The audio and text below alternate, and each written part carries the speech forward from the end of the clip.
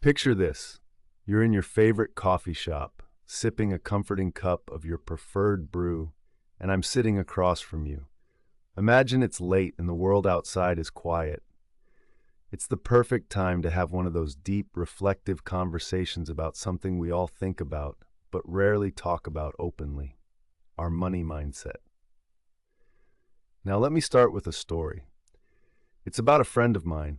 Let's call him Alex. Alex is one of those people who always seems to have his life together. He's smart, has a decent job, and on the surface, everything seems fine. But he came to me one day, feeling stuck. Despite earning pretty well, he seemed to always be stressed about money, never quite reaching the financial goals he set for himself. Why? He asked. I save, I invest, I try to do everything right, but it feels like I'm on a treadmill, running fast but stuck in the same place. Does that sound familiar? I think many of us have felt like Alex at some point. So here's the first shift I suggested to Alex, and I think it's crucial for all of us: shifting from a scarcity mindset to one of abundance. Now, this isn't about ignoring the realities of your finances, but rather changing how you perceive your financial world. The scarcity mindset whispers that there's never enough money, enough opportunities, enough success. This can lead to fear-driven decisions. It's like trying to hold water in your hands. The tighter you squeeze, the more slips away. Instead, adopting an abundance mindset invites you to see possibilities.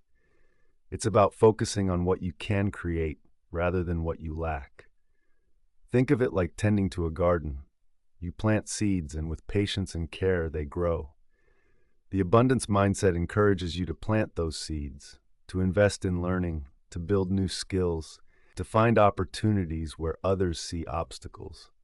It's a mental shift that can transform how you approach every financial decision. Another key shift is viewing money not as a goal, but as a tool. Money itself isn't happiness, but it is a powerful enabler. It's like the bricks and mortar of a house. You can't live in them, but you can use them to build a warm, inviting home. When you see money as a tool, you're less likely to cling to it out of fear and more likely to use it in ways that align with your values and goals. Let's talk about fear and greed, two powerful emotions that often drive our financial decisions. Fear can paralyze us, keeping our money sitting in a savings account instead of investing for growth. Greed, on the other hand, can lure us into bad decisions, like chasing after the latest get-rich-quick scheme. The key here is balance. It's understanding that risk is a natural part of investing, much like the waves in the ocean. You can learn to surf them rather than letting them knock you over. Developing a healthy relationship with risk is essential. It's about embracing calculated risks rather than avoiding them altogether. Think of it like learning to ride a bike. At first, you need training wheels. You practice, you stumble, but eventually, you ride freely. Investing works similarly. Start small, learn from each experience, and as your understanding grows, so does your confidence in handling larger risks. Our conversation wouldn't be complete without addressing long-term wealth. Wealth isn't about having millions in the bank. It's about freedom and choice. It's about having the time to do what you love, with whom you love, when you love. Building long-term wealth requires patience and discipline, kind of like painting a masterpiece. You don't see the full picture immediately. You add strokes over time, layer by layer. This means consistent saving, smart investing, and being mindful of your spending. But here's the real secret. Wealth starts in your mind. It's the mindset that makes the difference. Do you see opportunities where others see constraints? Do you focus on creating value in your work and your investments? These thoughts shape your financial reality more than any market trend ever could. So as we wrap up this chat, I encourage you to reflect on your own money mindset. Are you holding on to any limiting beliefs? Are you making decisions based on fear or greed? What small shift can you make today to move towards an abundance mindset? Remember, Financial freedom starts not with a number, but with a mindset. Like an artist with a blank canvas, you have the power to create your financial masterpiece, one thoughtful choice at a time. All right, let's dive back into the world of money mindset shifts. Last time we explored some foundational ideas about how our beliefs and attitudes shape the way we handle money. Today, let's take a closer look at how our emotions play a huge role in financial decisions, often more than we realize. Imagine this. You're in a store holding a product you really want. It's like your heart is doing a little dance because you can already picture the joy this purchase might bring. But then a small voice in your head starts whispering, "Do I really need this?" This is the classic tug of war between emotion and logic that so many of us experience. Emotions can be powerful drivers. They often lead us to make impulse purchases or delay savings because in the moment it just feels right. But here's a gentle reminder. It's crucial to pause and listen to both the heart and the head. Checking in with our longer-term goals can help ensure that our actions today are paving the way for the future we truly want. Now let's talk about something we all face at some point: financial regret. It's that feeling that sneaks in after spending on something we didn't really need or over-investing in something that tanked. Regret doesn't feel great, but it's an opportunity to learn and grow. Each mistake is a chance to adjust our approach and align our actions with our values. One helpful mindset shift here is to view money as a tool rather than a source of stress. Tools are meant to be used purposefully. They help us build, create, and secure what we need. When we look at money this way, it becomes less about the immediate emotional reactions and more about the strategic decisions that help us reach our goals. Let's talk about goals for a moment. Setting financial goals can be incredibly empowering. They provide direction and purpose to our spending and saving habits. These goals don't have to be grand or far off either.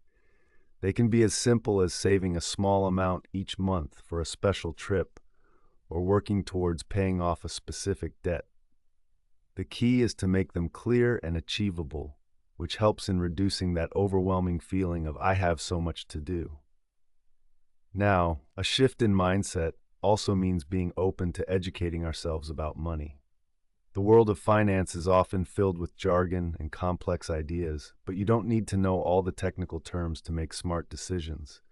Start with the basics. Understand your income, your expenses, and where you can make adjustments. Learning as you go is not only okay, it's expected. Finally, let's embrace the idea of financial confidence. It's about believing that you have the ability to make wise money decisions.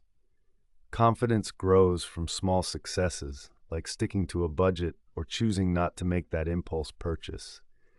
Celebrate these wins. They're like muscles that get stronger each time you use them. To wrap up, remember that shifting your money mindset takes time and patience. It's about changing habits and the way you think about money, one step at a time. You've got the tools and the ability to make these changes. Each decision is an opportunity to move closer to the financial future you envision. Thank you for tuning in today as we journey through these ideas together. Keep exploring, keep learning, and remember, you're in charge of your financial story. Until next time, take care and keep those goals in sight. Sure, let's dive back into where we left off in our conversation about shifting our money mindset. Now, we've already touched on the importance of understanding our relationship with money, but let's dig deeper into the emotional side of financial choices. Imagine money as a tool, like a hammer.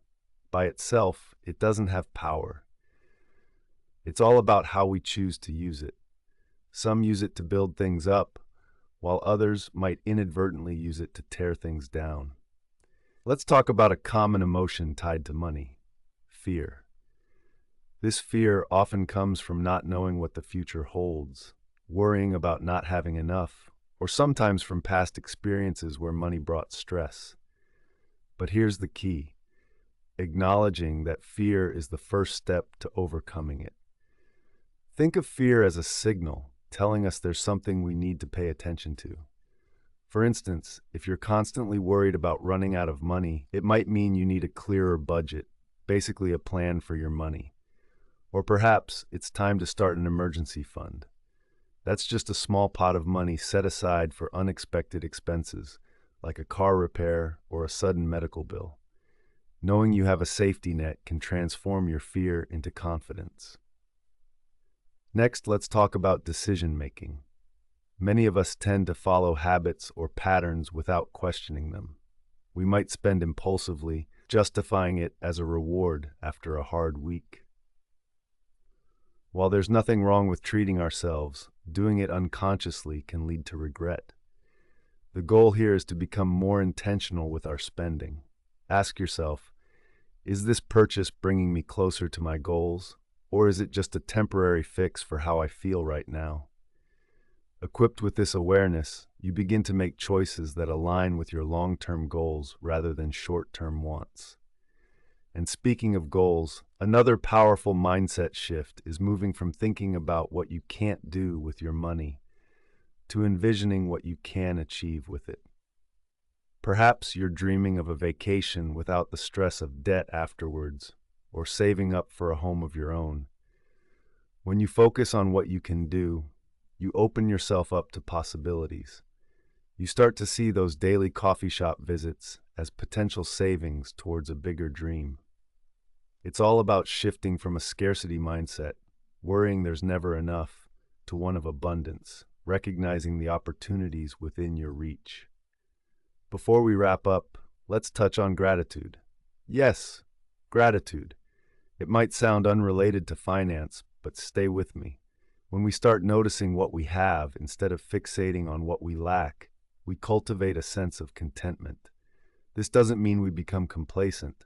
Rather, we appreciate our present situation while striving for more. Gratitude creates a solid foundation for financial growth, allowing us to make decisions from a place of peace rather than panic. All right, friends, let's take a moment to reflect on these ideas. Consider the emotions that surface when you think about money, and recognize the power they hold over your choices.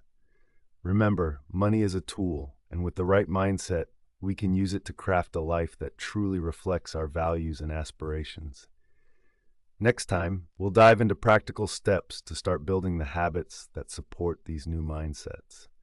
Until then, take care and keep envisioning the positive changes you're ready to make.